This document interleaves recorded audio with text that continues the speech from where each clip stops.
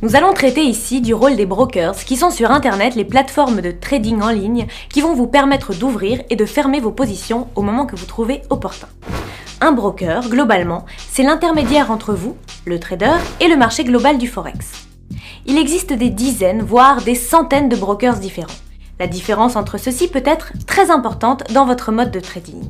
En effet, ils proposent chacun des commissions, des interfaces, des outils, une ergonomie et un service clientèle différents. C'est pourquoi bien choisir son broker est essentiel pour se lancer dans le monde du trading Forex. Une autre importance existe également, il y a deux types de brokers, les non-dealing desk qui sont des intermédiaires et les dealing desk qui travaillent en direct avec le marché.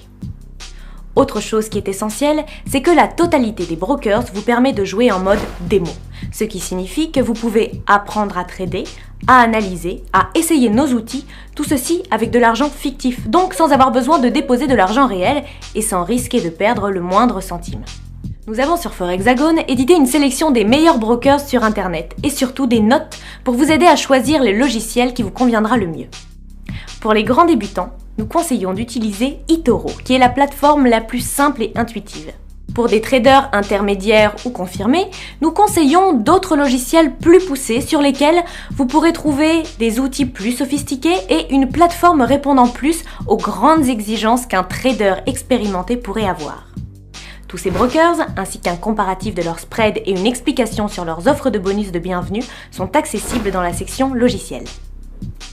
Comment faire pour ouvrir et fermer une position sur un broker? Une fois que vous avez un avis sur la future tendance d'un cours, alors vous souhaitez prendre position.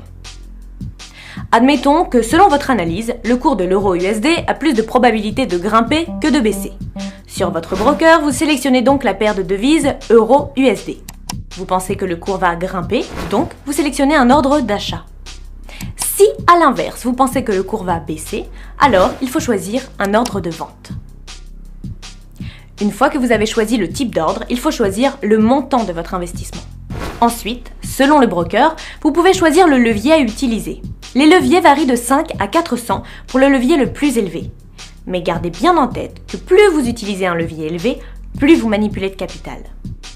Or, comme expliqué avant, seul votre investissement propre peut couvrir vos pertes. Donc, manipuler un gros capital avec seulement un petit investissement personnel rend vos bénéfices ou pertes en temps réel extrêmement sensibles à de petites fluctuations du marché. En conclusion, utiliser un levier élevé n'est pas toujours un choix raisonné.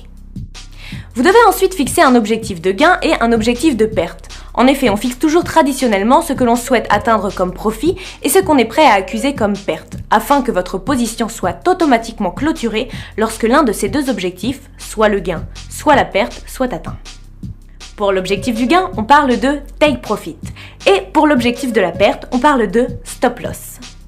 Vous verrez dans les vidéos suivantes comment savoir si le cours a plus de chances de monter ou de descendre et comment fixer ses take profit et ses stop loss.